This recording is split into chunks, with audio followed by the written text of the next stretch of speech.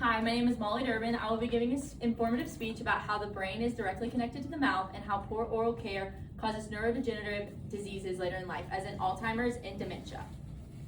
The brain is connected to the mouth in every part of the body. So whenever we have issues within our mouth, it then interlinks to our brain.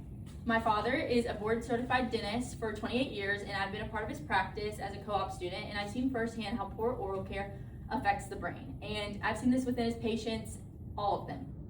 So everything we eat, whether it's breakfast, lunch, dinner, what we consume, is directly affecting our body. So think, anything you've had that isn't necessarily the best, it's directly affecting your brain. So hopefully by the end of this presentation, you understand how inflammation in the mouth is bad, how what we eat and consume directly affects our brain, and how all in all we can prevent this. So going into my first point, we can get a better understanding of that. So main point 1 discusses how bacteria in the mouth causes negative links to the brain. So everything in the human body is connected. So there is a nerve that stems from our mouth all the way up to our brain, which is called the trigeminal nerve. The trigeminal nerve is basically connected to any bacteria that forms within the mouth. The CDC states that there's over 1,000 forms of bacteria within the mouth. Whenever we have bacteria in the mouth, we want to make sure we have positive pathogens versus negative pathogens. So any oral bacteria that we're getting or receiving that's negative is automatically providing inflammation in the brain, and inflammation within the brain is not good. So any tobacco we ingest, or if we have a poor diet, this is directly affecting our brain. Any inflammation that we discover within our gums is traveling from the trigeminal nerve all the way up to the brain. And this graph kind of describes how whatever we consume is in turn affecting. So it can affect Alzheimer's disease, Down syndrome, autism, schizophrenia, and this is all like through what we're eating. So moving into main point 2, we kind of understand more on a microscopic level. So main point 2, so it talks about how inflammation in the oral cavity is a continuum of gingivitis to periodontitis, and both conditions have direct links to inflammation-related cognitive decline. Gingivitis is whenever our gums are red and inflamed. We want a bubblegum pink color, and whenever we don't have that, we tend to see gingivitis, and whenever that isn't taken care of, we go into a form of periodontitis. So 56% of Alzheimer's patients have a form of periodontitis and inflammation within the gums, and according to British medical journals, whenever we have this, we have an excess amount of white matter. White matter is found in Alzheimer's patients.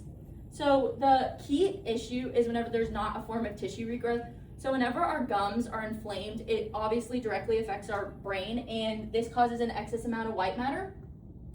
There's a plaque that's on our teeth. It's called the beta amyloid protein, and whenever there's an excess production of that, it tends to be sent to the brain. British Medical Journal elaborates on how whenever we have an excess amount of beta amyloid, that we see Alzheimer's patients having worsening symptoms. And whenever our brain is, the vessels are damaged within our mouth, it then cuts off oxygen to the brain, and that is not good for not having white matter. This explains how periodontal disease directly affects. Moving into point 3, we can understand sort of how to prevent this. So cognitive diseases later in life can be prevented by proper nutrition, formal care, and routine checkups.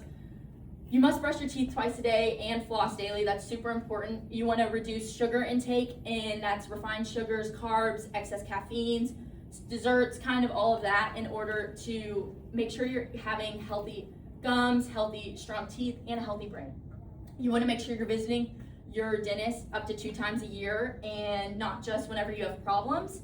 And lastly, CDC elaborates on how whenever you brush your teeth, you're only covering about 60% of the surface, and that means that 40% is up to the floss. So you want to make sure that you're flossing, because flossing is dually important. Moving on to the graph that I created, it elaborates on how dental visits in America, once you pass the age of 18, 20% goes down according to the CDC of visiting the dentist. People are only going for problems, and we see an excess amount of no yearly visits. So all in all, I hope you have a better understanding of how bacteria affects the mouth, how everything is interconnected, and basically that oral care is so crucial to helping your brain later in life, and it's very important that you take care of yourself. Thank you so much.